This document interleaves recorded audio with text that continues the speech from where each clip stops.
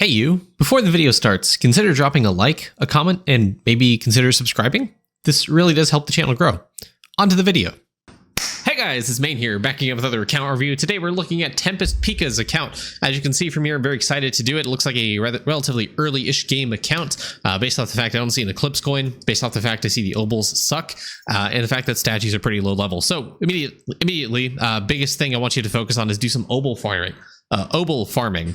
I see you don't have a families page set for pop obols, so I recommend trying to switch to pop obols, doing dice obols, obviously, and obviously upgrade your obols since I don't see the outline, the circle here, so you haven't done any upgrades on these obols. So for those of you who don't know, if you go to the obol stat page here and you go to upgrades, you can actually roll obols to be -1 or +1 of what the base stats are. For pop obols and bronze, they normally roll 2% is when they drop, so you can re-roll this up to 3%. It takes a little bit of fragments. If you need fragments, there's a -1 roll there. If you need fragments, doing crystal farming on DK in World 2 can net you a decent amount of obols to trash and turn into fragments. So I recommend doing that. Eventually, you'll see this roll to +3. It can happen. It can happen. There we go. It rolls to +3. So you can go ahead and upgrade. I recommend doing this at bronze because this +1 will carry over when you upgrade it to silver. So silver normally has +3 as the roll. However, if you +1 it at bronze, it'll roll to +4 instead, which is the highest roll you can do for pop obols at silver. So all of these I rolled at bronze first to save myself some fragments, because if I roll a silver obol, instead of it taking 1 like it does for bronze, it takes 3, so it takes significantly more resources to upgrade it once it's at silver. So to save yourself obol fragments, roll the fragments when they're at bronze or relatively at their lowest tier possible, so that way you can save obol fragments in the long run. The same logic is going to apply for the dice obols. So if you have these dice obols, for example, I think I got this from the Alchemy shop or arcade, but the silver ones will roll at +6. You want to roll that to +7, then up tier it to gold to be +8, and then you can roll the hexagon obol and then the sparkle obol. The highest for sparkle is 16. I can't remember what the hexagon obol highest range is, but less than that, I think it's 14 maybe, or 13, 12, I don't remember. So you can actually, I might be able to tell you here. Is it 11? Is that right? Yeah, I think 11. Yeah, 11 is the highest for the hexagon. If you happen to have the Domio Magnus, it rolls up to +15, and the Sparkle Obol, there's no better replacement for this now, but it rolls up to +16. And then some of the random event bosses drop better obols. So specifically the Ice Guard drops the drop chance obol, which is a upgrade over the square obol, the dice obol for +8. Okay, tab out there. You can also reroll premium obols. Yes, you can. So you can reroll the Hyper 6 obol to go +11. So make sure to reroll those so you have a better number. Better number, bigger person, as Griffey always says. Okay. But yeah, make sure your family page, I don't do too much swapping around of the family page unless I'm doing skilling, which I haven't swapped this back, so that kind of reminds me to swap that. There's specific sets you want to, specific obols you want to keep for when you do skilling. Early game, if you can't kill Emperor, doing Kruk for the Sparkle obols are good because it gives you AFK gain. Overall, they're pretty good obols. The hexagon obols you can swap out for slush skull obols. They give you % skill efficiency, which is a huge increase to your skill efficiency overall. So those are good obols to have for skilling as well. Yeah, having those obols in the background for when you do skilling, when you do prints, all that stuff is really, really good. But otherwise, you want to just have a drop rate, and that's essentially all you want on the family obol page. And I imagine this is something you can undertake. It shouldn't necessarily it shouldn't necessarily take away too many resources or too much time for you to do. Considering you have like molten gear, I suspect your drop rate is decent at least. 11x drop rate, you can definitely get on the obol grind. And the fact you don't have a full family page with drop rate obols tells me you can actually get a lot more drop rate from obols. So while you're farming obols, you will get more drop rate, which you can use to farm more obols and get more obol fragments. So now is the prime time to do some obol fragment farming, especially when you're trying to do onyx statues. The fact you're doing onyx statues without more drop rate is a little bit heinous, and you need to go back and do that.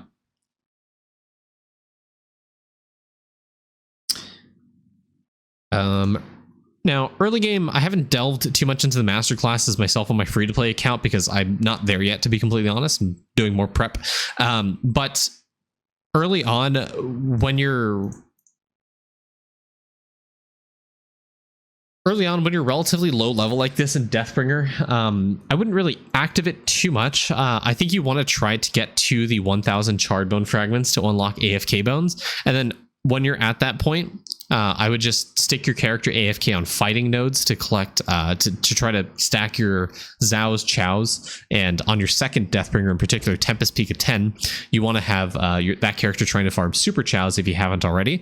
And you probably aren't at a position where you are wanting to do this, but considering you want to collect AFK bones as much as possible, probably sticking this character AFK on Gmush is probably your best bet for money percent right now. And you should be able to get 1 billion kills on this character over the course of, I don't know, a few weeks maybe, depending on what your kill per kill is. And that'll start you off in your first Apocalypse WoW. Apocalypse WoWs aren't necessarily something you want to farm right now because the bonus you get from it, the gold food effect, isn't multiplicative from what I know. So it's not like you need to do the 1 billion kills now, but it would help you get like Eclipse Skulls on World 1, which I imagine is probably something you haven't done yet.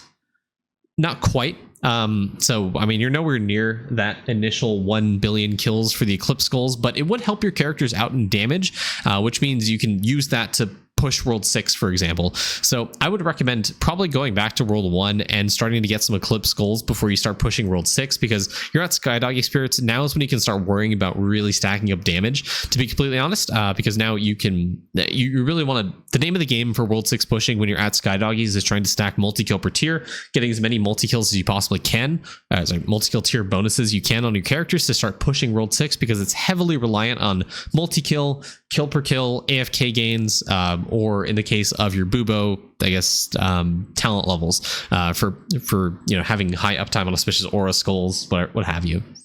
But definitely damage is something you want to do because the multi-kill is going to help you a ton in pushing that portal. So make sure to start stacking multi-kill, and by doing Eclipse Skulls you get multiplicative damage bonuses, which might push you into higher damage tiers on Skydoggy Spirits to get more multi-kill, which will help you open the portals faster. So on your Deathbringers, I would try and farm the 100 million kills for World 1. On your second Deathbringer, you can continue trying to farm the 1 billion kills to flesh out and get those Eclipse Skulls, because it will help you with damage across the other characters to help you push World 6 a little bit faster. Honestly, at this point with Deathbringer, since you're such low level, it's not really worth for you to try to activate. Again, unlocking that AFK bone structure to help push Grimoire is probably going to be the best effect right now. And I wouldn't necessarily worry about trying to be like min-maxy or something on Deathbringer. The fact you've unlocked AFK bones, or you're going to unlock AFK bones, is really all you need for pushing early game. The early game bonuses you get here come by relatively quickly. I think by the time you get to like elimination, you should be able to push World 3. Honestly, you might be in World 3 already with Deathbringer, at least in terms of bone farming spots. So you can really scale your damage, especially when you get to eliminations and are able to stack that up, because eliminations, femur hoarding, and later on annihilations are some of the best damage sources for Deathbringer, aside from the destruction nodes as well. So Deathbringer, definitely, you want to unlock those AFK bones and start stacking it, so take your characters on those fighting nodes. And as a reminder, you don't need to be in Wraith form to collect AFK bones. You simply need to be fighting something on Deathbringer, so you can take your character out of Wraith form. In fact, I do that, and you can get AFK bones that way. Cool. So similar to Compass, since you're relatively low level, I wouldn't necessarily focus too much on this, but same thing, since AFK Aether Moons are available, I would try and get Aether Moons as much as possible. Now, the question is whether you do want to do fighting right now to collect Aether Moons, or do skilling like Lab and Divinity, or do monuments. I think I'm kind of perplexed on the decision you would want to go for early game masterclasses now that AFK resources are available. I personally still lean towards skilling and bravery and like monuments and stuff, to be completely honest with you. Just simply due to the fact you're low account level, you can't really take advantage of like your talents, for example, to help you get better dust rates or bone rates. So I mean, it's a toss-up whether you actually want to do fighting or whether you actually want to do skilling, for example. The reason I push you towards fighting on Deathbringers is because they have the Apocalypse Wows, the Chows, the Super Chows. They have those mechanics you can actually take advantage of, and Eclipsing Skulls is something you want to do. So it's better to do that on Deathbringer, just simply due to the fact that you have talents that are specific to you requiring amassing kills on that character, versus Windwalker doesn't necessarily have that. So if any of the master classes are a flex slot, for example, I think Windwalker is more likely the flex character that you want to do on skilling. And when the character you'd want to put on like monuments, for example, just the master classes in particular that have the AFK mechanics unlocked, I think Windwalker is probably the better one to do that, to help progress your account. Because I mean, it's nice to have 3 characters like progressing their master class resource, but remember, you can't really take advantage of that right now because your character levels are just really, really low. So I'd rather see your character level up in or get more hours in bravery, or to get more lav levels or more divinity levels.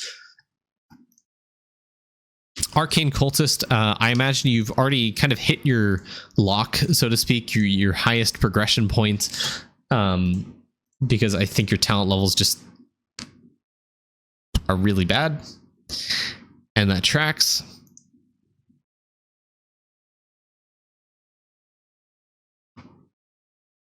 You have made it to carrots.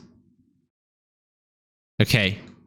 So if you've skipped my video, I also don't know if you just aren't doing Arcane Cultist, but do not really do much in terms of progressing Arcane Cultist right now. It heavily relies on talent points, and you can push, right? And you can get somewhere, but without like 200, 250, 300 talent levels, it's going to be extremely hard for you to push into World 2 on the masterclass, just because of the like simple amount of mobs it takes to, you know, unlock the portal. In World 2, I think it hits 10. So you're going to need 2 crystals essentially to is it 20 for World 2? It's going to take almost 4 of these crystals to unlock World 2 portals, which in the time that you have, you are not going to do.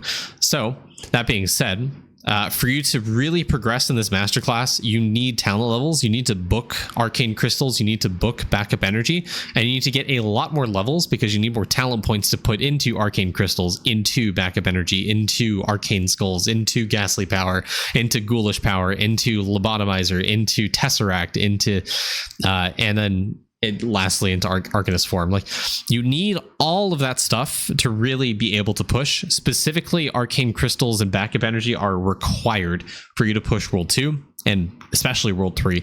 I think I'm going to revise my masterclass AC guide specifically because I think I said you cannot push past World 2 with 350 talents. People got past Pincermans with 350.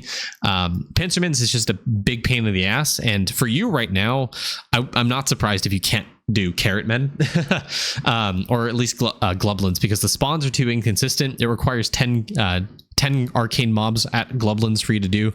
So I wouldn't be surprised if you cannot do World 1 right now with 150 talent levels. Like, it's probably really, really hard for you right now. So in short, you need more class levels on that character.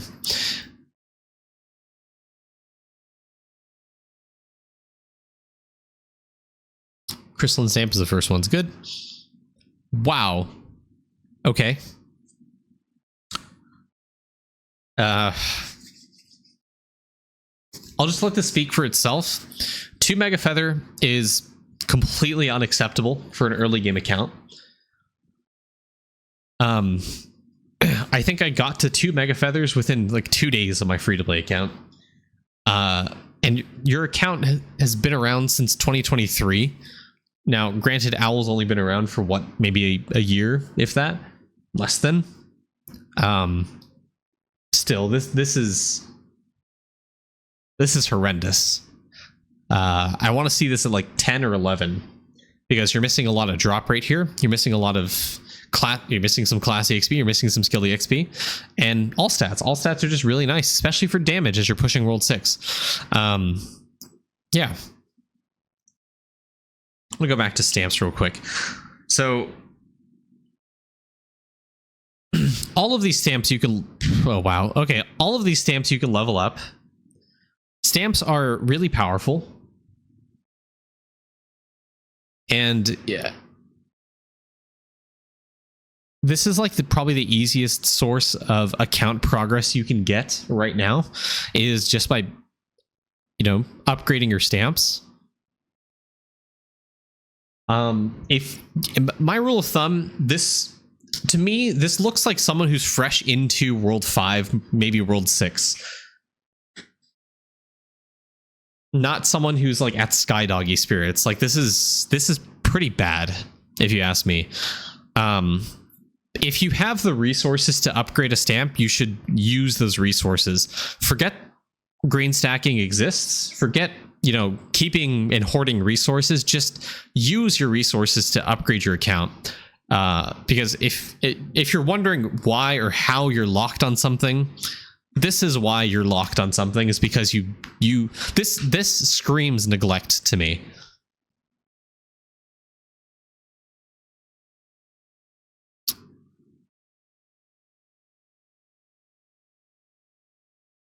I think when you look at the toolbox bubble levels, you should change the efficiency threshold to 75%, because I think that's achievable for you, especially using atoms. In fact, I don't even know what your atom generation looks like right now.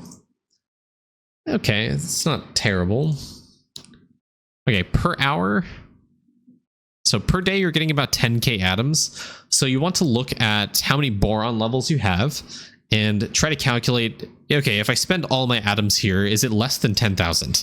That's essentially what I aim for. So right now you have boron at 14, so you're getting 28 bubble levels. If you have permeate unlocked, you're getting 38. And you do, so you're getting around 38 bubble levels every single day. Or at least clicks, sorry, not bubble levels. So I think 38 times 324, 12,000. So maybe a split between like Hardy Diggy, Warrior's Rule. Those are pretty good. Mage is best, Archer bust. Those are pretty good. You really want to try to push these levels higher, because the multiplier bubbles are good for your characters on pushing skilling efficiency, so you can reprint and get more atoms, so you can start leveling up the higher level bubbles like Big Meaty Claws, like Sploosh Sploosh, like Strong Tools, to get more atom generation to upgrade higher tier bubble levels. So you can get more skill efficiency to upgrade higher level bubbles and get more atom generation to max out level 20 Atom Collider and eventually level 30 Atom Collider when you get the super bit. But it also helps increase your damage, because Alchemy, the more you upgrade Warrior's Rule, will impact your damage bubble, Big Meaty Claws, or notably your Power of Try-One, or Farquad Force, or more All-Stat from Tome, or, more importantly, Crop Evolution Chance. So, this bubble is extremely good. This bubble, extremely good for the same reasons, and this bubble is extremely good for the same reasons. Those multiplier bubbles are like the really big early ones you want to focus on, because they give you everything that your account needs. It gives you skill efficiency and it gives you damage, and you need both right now. You need to really focus on upgrading both. So skill efficiency is definitely something you want to aim for, because you want to get more atom generation to upgrade those higher level bubbles, which you can use to upgrade damage eventually. So you can start focusing on upgrading things like Power of Try-One, which is almost at 100 million resource cost, which means you will soon be able to put atoms into this. But unfortunately, it's going to cost you probably thousands of atoms, which you cannot do every single day. So you really need to kick yourself into high gear and start focusing on skill efficiency, so that you can eventually focus on damage to push World 6 and get to the end of World 6. Also, the more you focus on damage, eventually, will allow you to hit Eclipse Skulls faster, which is going to accelerate your progress. It's going to hit this kind of like acceleration point, right? So you're going to focus on skill efficiency for a little bit, and it's going to help you get higher prints, which helps you get more atom generation. Okay, you cycle that atom generation into maxing out the boron upgrade and atom collider, which means you get more atom clicks every single day, which you can focus on more skill efficiency for more atoms, which you can then use eventually when you get 20 boron to focus on damage upgrades, so you can start pushing the World 6 portal. Or on your Deathbringers, for example, get higher multi-kill per tier, because you're hitting higher tiers on those characters to push Eclipse Skulls, which give you a 5% multiplicative damage increase for every billion kills you have across the world, on single use across each mobs, which means you get more damage, which means you can push World 6 faster. Should I finish the Gmush vial before leveling the multiplier bubbles? So you don't want to, if you're at this point, you just really want to rely on atoms to upgrade this. You don't want to spend the billion spore caps on this. You just want to use your atoms instead, because remember, the atoms from Boron in the Atom Collider, instead of you spending the resource, the spore caps here, you would use atoms instead. So you will not use these spore caps to level up the bubble. So yes, you can upgrade the Gmush vial completely fine. However, if you aren't at the 100 million resource cost for the bubble, I would recommend trying to do that before you hit the 100 mil. Remember that bargain tags do exist, so you can go to the alchemy shop, go to liquid, and go to this tab right here and buy a bargain tag. This will make the resource cost of leveling up that bubble much easier. So for example, if I were to upgrade some of the like later game bubbles, like this for example, mining and fishing power, I can use a bargain tag to reduce the cost so it doesn't cost so many rice cakes. It caps out at 90%, so you want to cap it out at 90%. You can honestly cap it out like 70%. Instead of it costing 700, it costs 69. Nice. So I can upgrade this, and there you go. Remember, it's single time use, so it'll cost will reset back down to 0%, and I can use the bargain tag again, get up to 90%, and upgrade this bubble. Voila! Now it's 3,000 base cost. So there you go.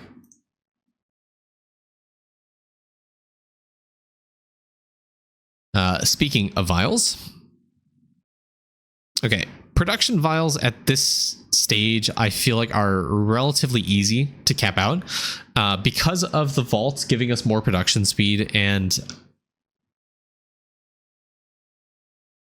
you having Sheepy means you have the hammer bubble unlocked for more anvil production speed, and the fact you have some Onyx statues. If you were to get anvil, this is a tiny increase in production speed, but you have a level 32 statue of this, which means you're getting a decent amount of production speed from this. Focusing all of your characters on unlocking thread and buying all of your anvil points and focusing it on thread will help you unlocking that vial to 13. Similar to the nail vial, just remember that unlocking vials and getting them to 13 is incredibly important because it multiplies the effectiveness of your other vials. So you can get more cost reduction for stamps, you can get another increase, multiplicative increase to artifact find chance or sigil speed or cooking speed or build rate. Turtle vial is just insane, or shrine level up rate, or Equinox bar fill rate, or library checkout speed, or recipe speed, breeding exp, critter gain, etc. It's just getting vials to 13 is something you want to do as soon as possible to help you in your vial progression, your account progression, just, all this stuff. So focus on the thread vial to 13 because it's another easy vial you can probably do right now to 13. The nail vial eventually, getting this to 13 because it's really, really good and really, really easy for you. And honestly, I would just retrap your characters. Instead of focusing on turtle right now, you should really focus on goosey glug. This vial is extremely important. You're misprioritizing which critter vial you want to max out. Yes, turtle is good, but it's going to take you probably months to years at your current trapping rates to be able to upgrade this vial. So I would highly recommend trying to do goosey glug. In every single early game account, or every single account I see that doesn't have goosey glug maxed out, I 100% recommend trying to focus on trying to get this vial to 13 first in any of the critter vials. The reason that is because it's base critters. People don't understand how base critters works. Not only does it give you more critters, but it also is a multiplier for trapping EXP. So if you're struggling for getting to 120 trapping, which you definitely are this early on in the game, it's not even something I would recommend trying to push right now, but it is so incredibly powerful for EXP. It is how you get to 120. Also, it'll help your V-Man level, which means you get more critters and souls because of the species epoch talent that he has. It is probably the biggest multiplier to critter and soul gain outside of the boost food effect you get from soulable gum. It is insane, and this is how you push trapping in Idleon, is base critters. So doing farming, doing shiny pet farming, doing goosey glug, and doing windwalker dust collection and focusing on that base critter upgrade in the nomadic path are how you increase base critters, and that's how you progress trapping and get more trapping EXP. So if you want to finish Turtle Vial in the next decade, please finish this vial to 13 first. You will see a massive increase. And I should say you need to retrap after you unlock base critters because it doesn't apply retroactively to your traps. So you need to retrap to collect that. And then your EXP on your character should really skyrocket from there because it is a massive, massive, massive increase to your trapping EXP. And then you can start worrying about the other vials. So getting these vials to 13 first. Just progressing all the critter vials pre-turtle are going to help you in getting the turtle vial, because remember that every vial you get to 13 will multiply other vials, which in this case is going to multiply the amount of base critters you get. And what did we just talk about? Base critters is good for obviously the amount of critters you get from traps, but also trapping EXP. So focus Goosey Glug first, and then go in order of the earliest to latest traps you have. So crab juice, bubonic burp, and then bunny brew, and then bloat draft, and then what other ones there are? Yes, turtle's the next one. Yeah.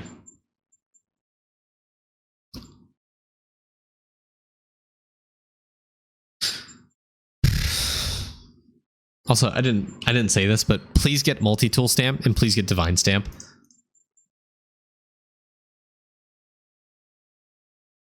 You can actually unlock multi-tool stamp right now. You have a level 90, almost 90 divinity. You only need a level 50 divinity to unlock that stamp.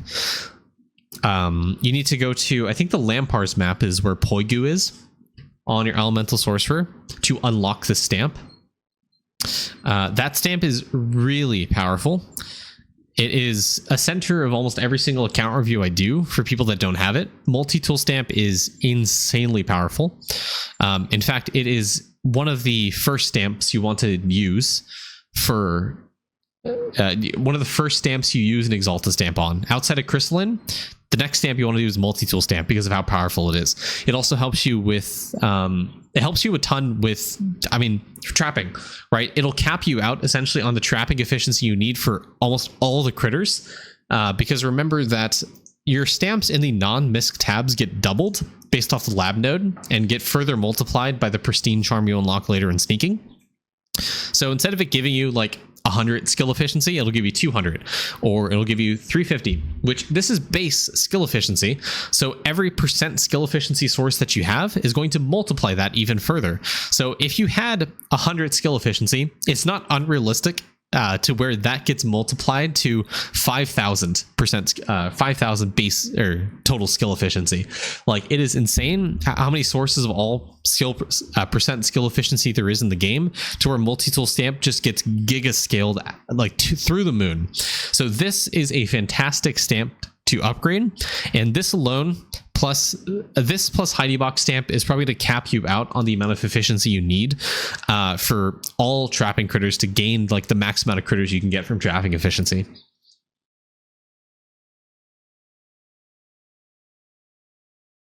Zero percent. Good. That's all I want to see.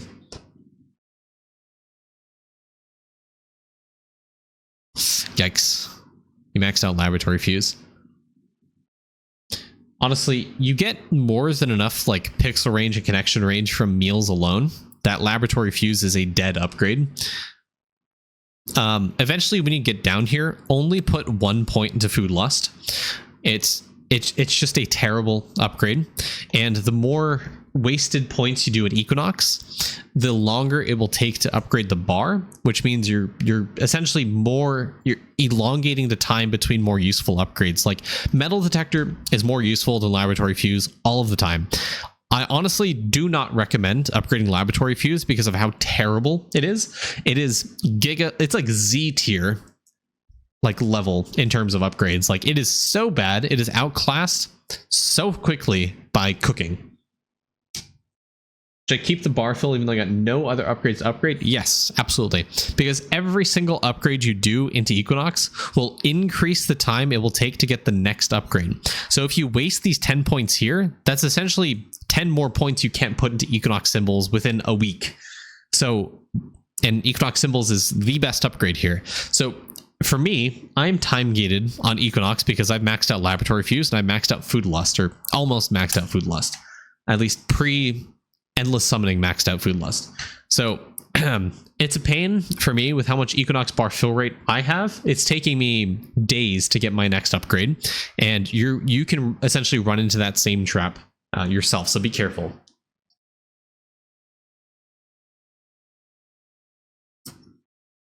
When it comes to buildings and construction, just upgrade like the cheapest upgrade possible, because remember the Rift upgrade for construction mastery, which seems like you've maxed out, gives you refinery speed, and it gives you eventually build speed for every level of the towers you get.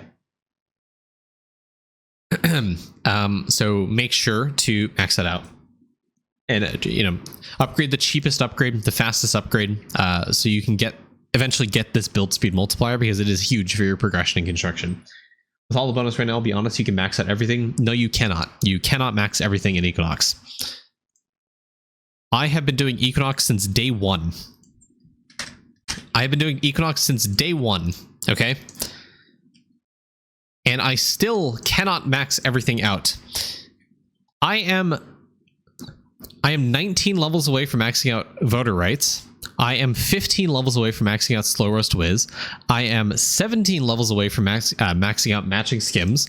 And I am 20 levels away from maxing out Food Lust. Also, keep in mind, I don't have a Dream 36 completed, so it's another 15 levels here for voter rights. It is impossible right now to max out Equinox within a reasonable time frame. It's going to take probably years for me to do this, and the fact that endless summoning, it just keeps on getting juiced, means this goalpost is getting pushed further and further and further and further and further away.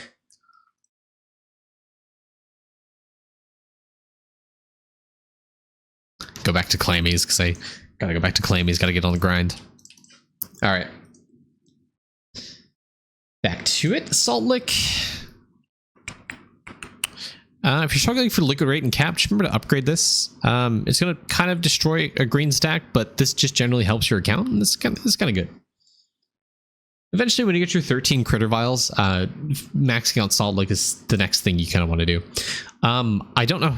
You should have unlocked armor sets at this point. It's been longer than 30 days for you, so you should be able to go to Armor Smithy in World 3, just go back through Copper Set, Iron Set, Amarok, and just unlock these, because these are just permanent account bonuses. Make sure to click on the unlock button.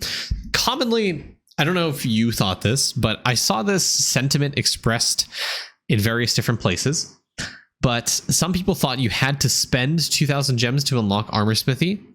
I urge you to read it, because that's not how that works. It just, to unlock it pre those 30 days, you need to have purchased with your money 2,000 gems to unlock it faster.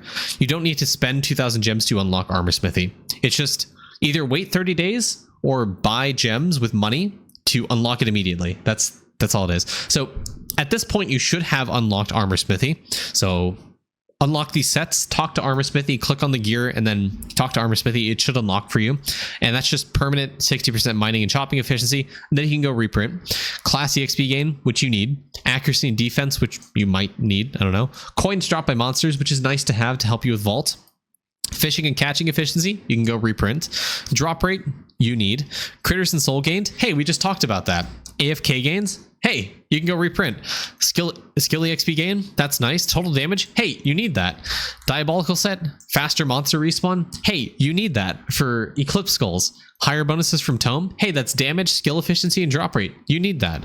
Lab and Divinity EXP, you need to eventually do Lab and Divinity more, so that's good. +5 minimum talent levels, this is extremely powerful, and this is probably where you cap out, is because I saw your characters in Magma and Cattlecroc. But eventually when you get Marbaglass, getting the 10% all stat, hey, that's pretty good.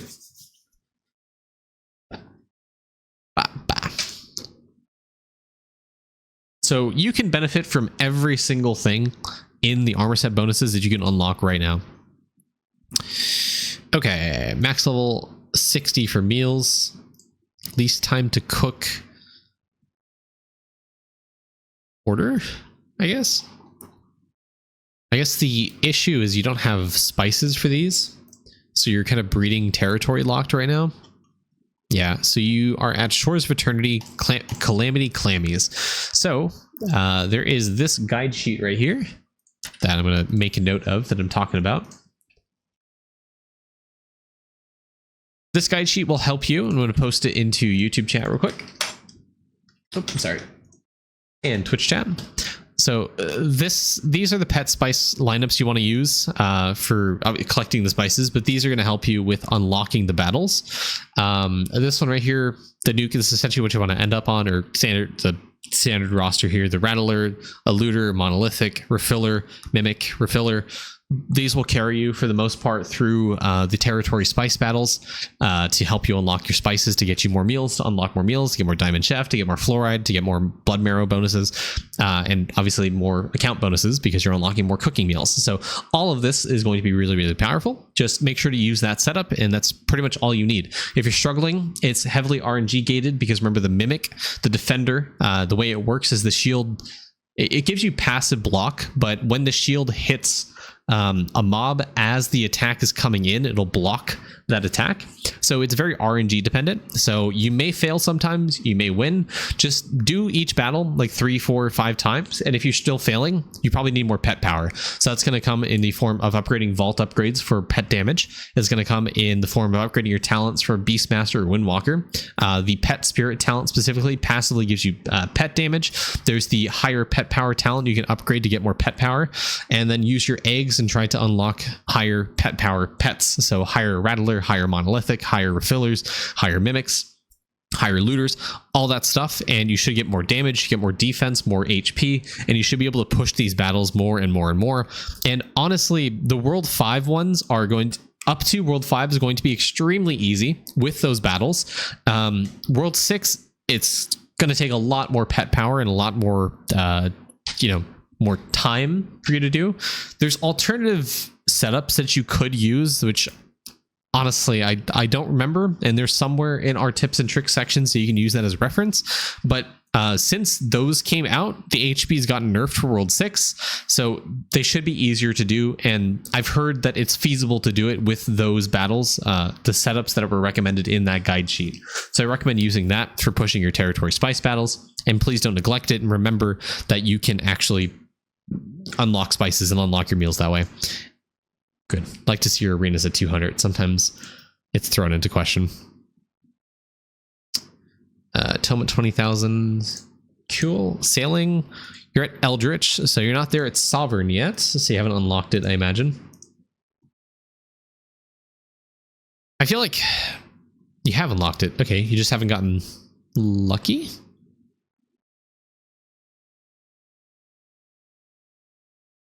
Where are your boats right now? They're at the edge? Okay, that's a big mistake. Okay. Oh, yeah. All right. So you have sovereign artifacts. So do not go to the edge island right now. The reason I say that is because your boat speed is horrendous.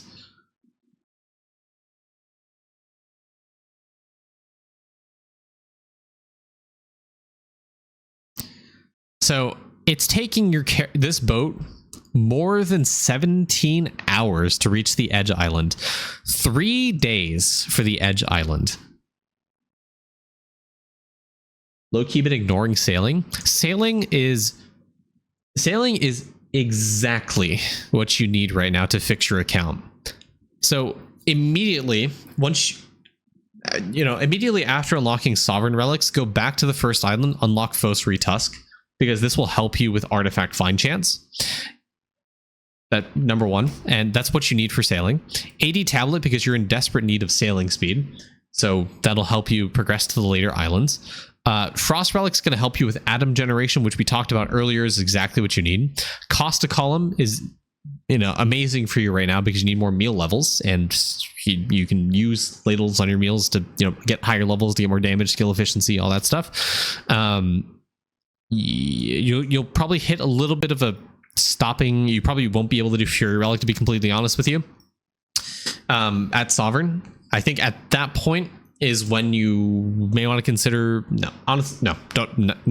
don't consider the last island until you can get to the last island on your boats in less than 4 hours, which is going to be a very, very daunting task for you right now, because you need to spend a lot of time on upgrading the speed for these boats.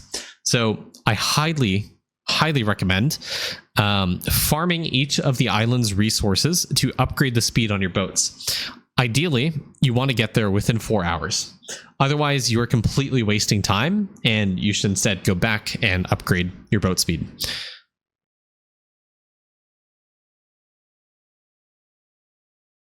Yeah.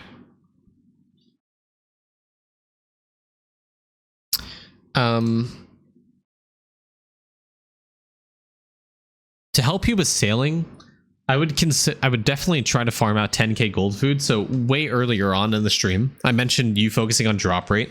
Once you're done with that drop rate grind, instead of going through and doing onyx statues linearly, I would honestly go to world 500 DK and either farm on tremor worms if you can hold up. You can spawn up to 3 statues if you have the V-Man enhancement and high enough talent levels on your statue and symbols of beyond. If you have 3 statues, Tremor Worms is good. Otherwise, Citrine is a good farming spot for crystal mobs. And try to get up to 10k stack and drop it on the beanstalk, because this will make it so you have a 10k stack across all of your characters, which with 296 gold food, you're probably not hitting a guaranteed 100% chance to collect sailing AFK gains. You're probably close, maybe like 40%. So at that point, I would probably get a stack of 100 golden hamsters across all of your characters to help you claim more sailing AFK time. Because this is how you finish sailing, is golden hamster gummies. This will make it so sailing is no longer painful. It's less painful than it is. It's still painful, but it's less painful. And this will really help you.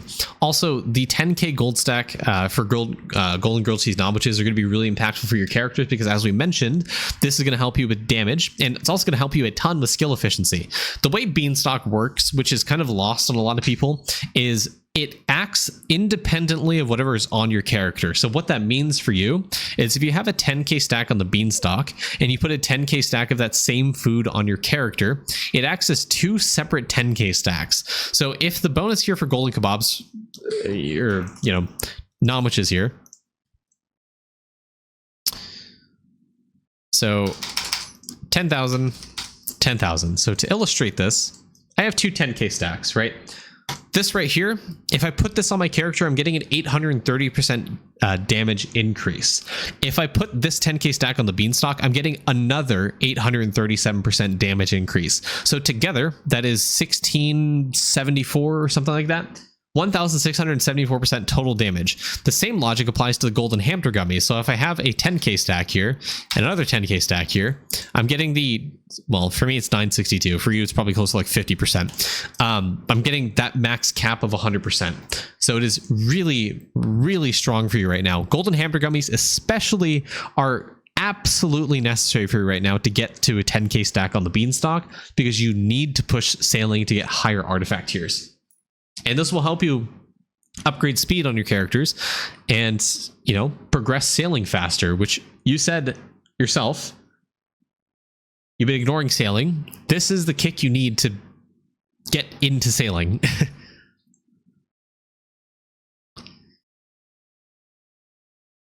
Do we see any easy craftable stuff for you? Not really, to be honest.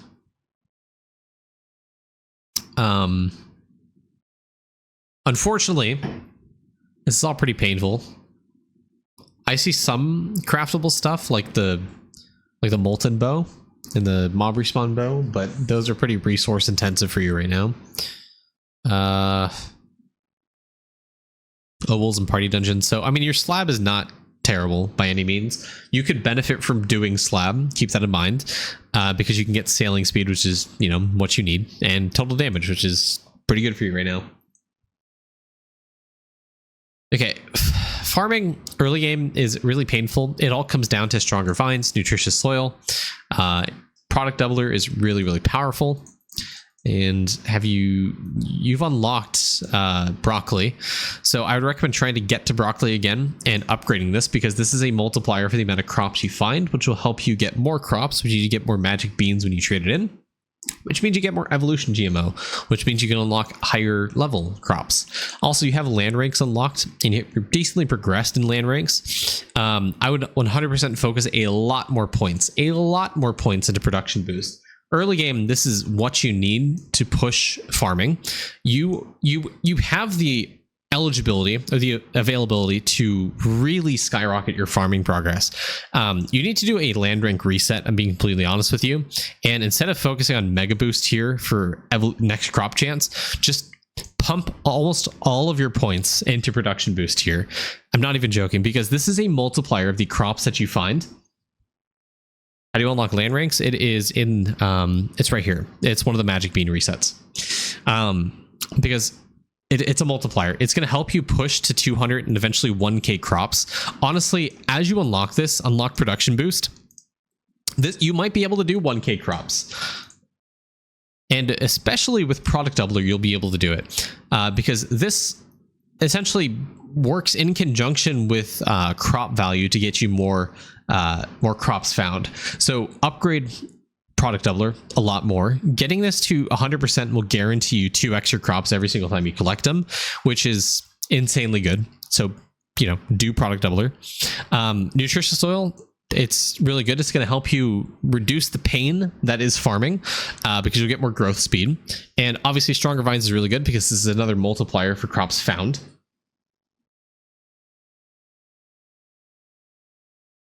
And the land plots are, again, another multiplier for farming. So being able to unlock this is probably something you want to do. 512 is not that bad. 1k potato chips is not that bad, especially since you have land breaks unlocked.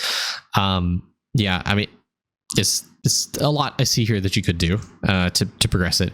Also, I wouldn't split up your crops like this. I would do 1 crop at a time and try to push these day market upgrades a little bit more. As you push these day markets a bit more, farming is going to get a little bit easier. And then you want to trade in those crops for magic beans. And then you want to spend those beans on a split between evolution GMO and speed GMO. Like getting evolution GMO to 1.2x and then speed GMO to 7% is the early game grind. And then once you have that, it'll be immensely easier to get 1k crops, and eventually, as you get value GMO, 10k crops. And this is going to give you even more crop value, and it's going to cycle back into getting more 10k crops. And eventually, as you unlock super GMO, the value and the speed and the crop evolution, all that stuff's going to come together to eventually get you to 100k crops. Not even joking, I think within 2 weeks, you can consistently and reliably hit 100k crops across every single crop you farm, just by, you know, doing a little bit more day market farming, not splitting your crops, and trying to upgrade product doubler, doing a land rank reset, and putting it all into production boost. All that together, I think within 2 weeks, if you pay attention to farming and be a little bit more active into it, I think you can get to the 100k crop territory, which is going to take your crop speed from 38 minutes probably down to a couple minutes at most.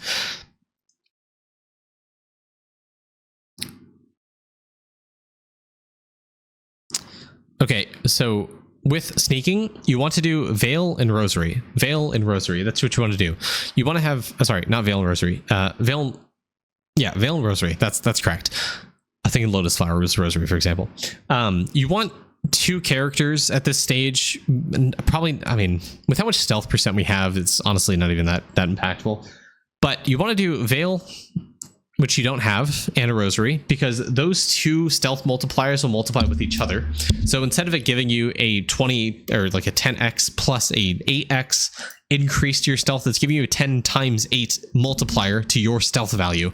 So that's how you push higher tiers of sneaking, is by doing a Rosary plus a Vial. So do that, and then have 2 characters on like double Lotus Flowers if you need. I suspect with the stealth multipliers from Windwalker, you may not need that. But if you want to push to floor 12, doing a Vial and Rosary is how you do it.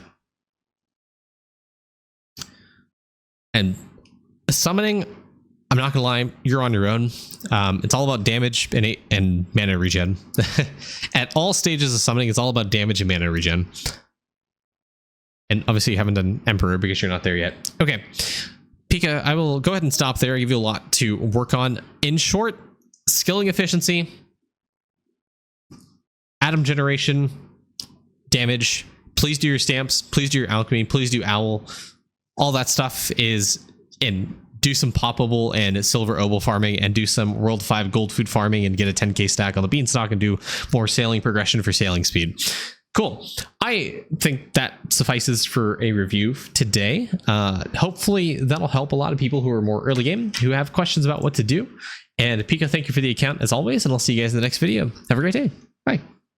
Hey guys, I just want to say as a last thing, thank you to all of my Twitch subscribers and YouTube channel members. You guys really help the channel grow and really motivate me to continue making videos. If you guys do also want to support me on YouTube, it's just $1 a month for a channel subscription at the lowest tier. You can choose to give more if you want. Just want to say that. Thank you guys so much. Appreciate your support. Have a great day. Bye.